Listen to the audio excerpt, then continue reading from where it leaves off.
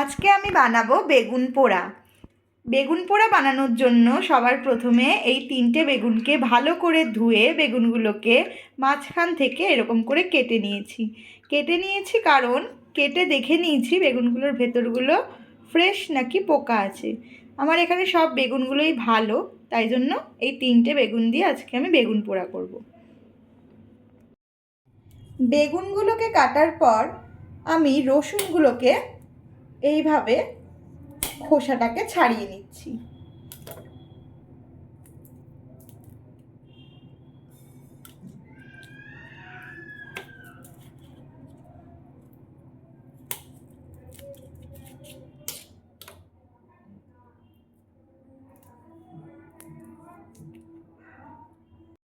আমার রসুনের খোসাগুলো ছাড়ানো হয়ে গেছে।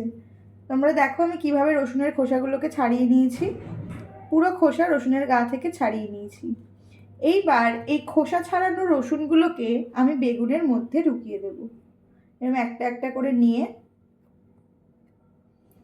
তাহলে বেগুন পোড়ানোর সময় এই রসুনের গন্ধটা বেগুন পোড়ায় আসবে আর বেগুন পোড়াটা খেতে খুব সুন্দর লাগবে। এরকম এরকম করে ঢুকিয়ে দেব। তোমরা চাইলে এর মধ্যে কাঁচা লঙ্কা বা শুকনো লঙ্কাও দিতে পারো, কিন্তু শুকনো লঙ্কাটা আমি আলাদা করে কড়াইতে তেলে ভেজে নিই। এরকমভাবে প্রত্যেকটা বেগুনের মধ্যেই দিয়ে দেবে। প্রত্যেকটা বেগুনের মধ্যেই দিয়ে দেবে। যার যেরকম রসুনের স্মেল অনেকের ভালো লাগে, অনেকের ভালো লাগে না। যার যেরকম ভালো লাগে সেই অনুযায়ী রসুন দিয়ে দেবে। আমার যেহেতু রসুনের গন্ধটা খুবই ভালো লাগে, তাই আমি একটু বেশি করেই রসুন দিই। যে কোনো রান্নাতেই, মানে কোনো চাইনিজ রান্না বা যে রান্নায় রসুন প্রয়োজন হয়, সেখানে আমি একটু রসুনটা বেশি দিই, আমার ভালো লাগে। তাহলে 3টে বেগুনের মধ্যেই আমি কিন্তু এভাবে রসুনগুলোকে ঢুকিয়ে দিয়েছি। ঠিক আছে, এইবার বেগুনগুলোকে আমি ভালো করে পোড়াবো। চলো দেখি কিভাবে বেগুনগুলোকে পোড়াচ্ছি। বেগুন পোড়ানোর আগে বেগুনের গায়ে ভালো করে তেল মাখিয়ে নিতে হবে। আমি বেগুনের সাথে সাথে, যেহেতু আমি 3টে বেগুন নিয়েছি, আমি 3টে টমেটো নিয়েছি। ঠিক আছে, বেগুনগুলোর গায়ে আগে ভালো করে তেল মাখিয়ে নিতে হবে। ভালো করে বেগুনগুলোর গায়ে আমি সর্ষের তেল মাখিয়ে নেব। যত ভালো তেল মাখাবেন বা মাখাবে, তত কিন্তু বেগুনগুলো ভালো পুড়বে। ভালো করে তেল মাখিয়ে বেগুনগুলোর গায়ে আমরা 15 মিনিট রেখে দেব। 15 থেকে 20 মিনিট রাখলেই যথেষ্ট। ভালো করে তেল মাখাবো। ভালো করে তেল মাখিয়ে রেখে দেব। সাথে টমেটোগুলোর গায়েও ভালো করে তেল মাখিয়ে নিচ্ছি। ঠিক আছে, বেগুনগুলোর গায়ে দেখো ভালো করে তেল মাখিয়ে নিয়েছি, সাথে টমেটোগুলোর গায়েও তেল মাখিয়ে নিয়েছি। এগুলো 15 মিনিট থাক, ততক্ষণে এর সাথে মাখার জন্য যে পেঁয়াজটা, ওইটা কেটে নিই। চলো,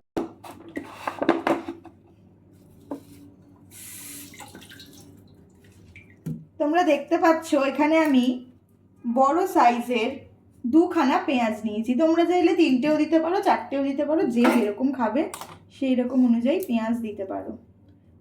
সম্পূর্ণ সেটা তোমাদের পছন্দের। এইবার পেঁয়াজগুলোকে একেবারে কুচি কুচি করে কেটে নেব। এই শীত পড়তে পড়তেই সবার বাড়িতে কিন্তু কম বেশি বেগুন পোড়া হতেই থাকে, আর খুব ভালো লাগে রুটির সাথে খেতে। বাবা, ছুরিটা একদম ধার কমে এসছে।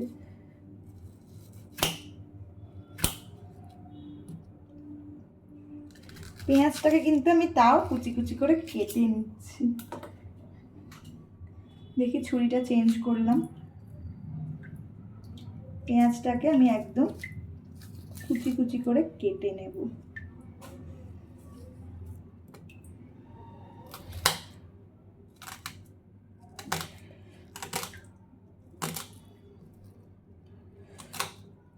পেঁয়াজ কাটতে গেলে কিন্তু চোখে আমার মতো জল চলে আসবে। এখন ক্যামেরার সামনে দেখা যাচ্ছে না, কিন্তু আমার চোখ দিয়ে জল পড়ছে। ভালো করে কুচি কুচি করে কেটে নেব পেঁয়াজগুলোকে।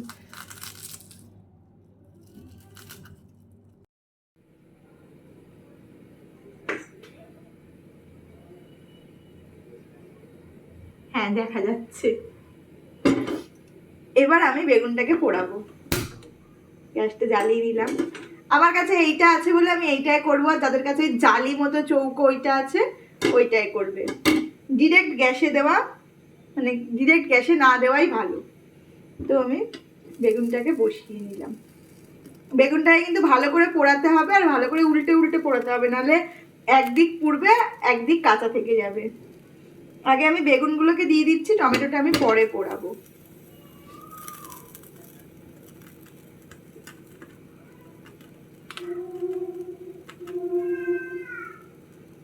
বেগুনগুলো এরকম করে ঘুরিয়ে ঘুরিয়ে দেবে, না হলে একদিক পুড়বে একদিক কাঁচা থেকে যাবে।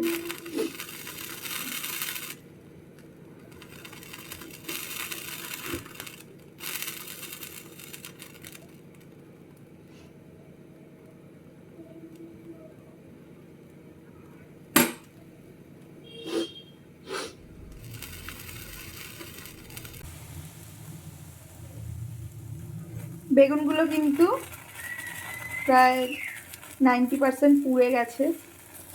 ভালো করে উল্টে পাল্টে দিচ্ছি।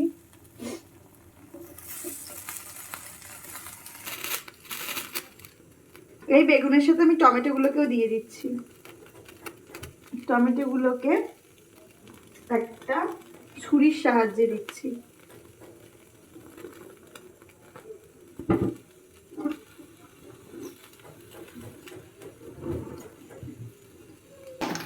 এইবার একটা কড়াইতে আমি ভালো করে একটু সরষের তেল গরম করে নিচ্ছি।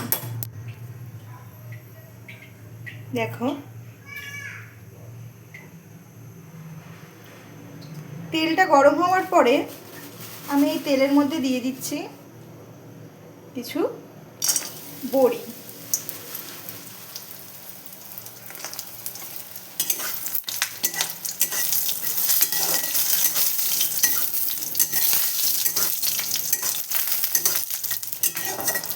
বড়িগুলোকে লাল লাল করে ভেজে নিচ্ছি। বড়িগুলো ভেজে তুলে নিয়েছি। এরপর এর মধ্যে দিয়ে দিচ্ছি 4টে শুকনো লঙ্কা। ঝালটা তোমরা নিজেরা বুঝে নেবে। কাঁচা লঙ্কা দিতে পারো, কিন্তু আমি এখানে কাঁচা লঙ্কা দেবো না, আমি শুধু শুকনো লঙ্কা দেবো। এইবার দেখতে পাচ্ছ বেগুনগুলোকে কিন্তু আমি এরমভাবে ভালো করে পুড়িয়ে নিয়েছি। বেগুনগুলো পুড়িয়ে নেওয়ার পর এর যে ডাঁটিটা আছে সেটাকে আমি একটু কেটে নেব। বেগুনের যে ডাঁটিটা আছে ওটাকে আমি কেটে নেব।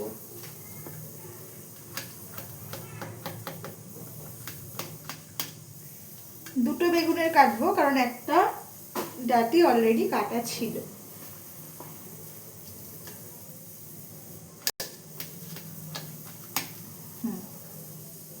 দেখো এইভাবে কিন্তু আমি ডাঁটিগুলোকে কেটে নিয়েছি। আর টমেটোগুলো পুড়িয়ে নিয়েছিলাম, টমেটোগুলো পুড়িয়ে নিয়েছি ভালো করে। এবার 3টে বেগুনেরই ডাঁটি কাটা হয়ে গেছে। এরপর আমি বেগুনের যে ওপরের খোসাটা আছে, দেখো বেগুনের ওপরে যে খোসাটা আছে এই খোসাটাকে আমি হাত দিয়ে আস্তে আস্তে করে ছাড়িয়ে নেব। আস্তে আস্তে করে ছাড়িয়ে নেব খোসাটাকে।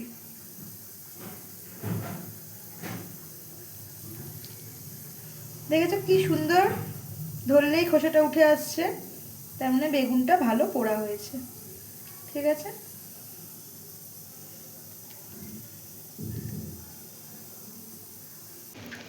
বেগুনের খোসাগুলো ছাড়িয়ে নিয়েছি, টমেটোর খোসা ছাড়িয়ে নিয়েছি, বড়ি ভাজা দিয়েছি শুকনো লঙ্কা ভাজা। এরপর দিয়ে দেব পেঁয়াজ কুচি।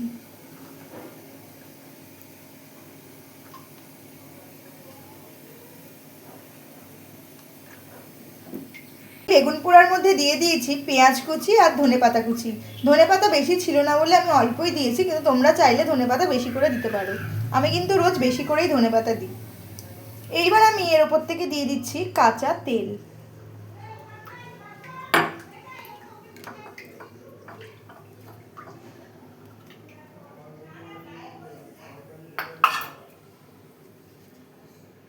কাঁচা তেল দেওয়ার পর এর মধ্যে আমি এবার নুন অ্যাড করছি, নুনটা তোমরা তোমাদের স্বাদ মতো দেবে। এরপর আমরা এটাকে ভালো করে শুকনো লঙ্কা দিয়ে মাখবো। দেখো এবার কিন্তু আমি বেগুন পোড়াটা ভালো করে মাখছি।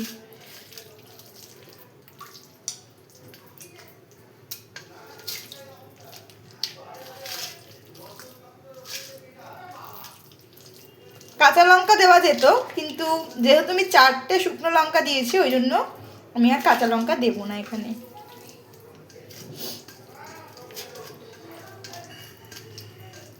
বেগুন পোড়া রেডি।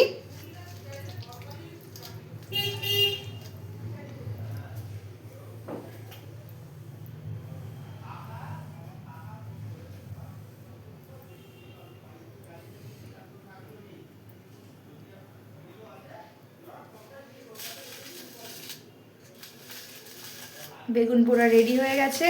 তোমরা এটা ভাত, রুটি, পরোটা যা খুশির সাথে খেতে পারো। ভাতের সাথে অতটা ভালো লাগে না, কিন্তু রুটি পরোটার সাথে খুব ভালো লাগে, বিশেষ করে রুটির সাথে। আমি পেঁয়াজ কাটছি অলরেডি, কিন্তু ঝাঁঝে আমার চোখে জল চলে এসছে। সব কিছু ভেজাল হয় না।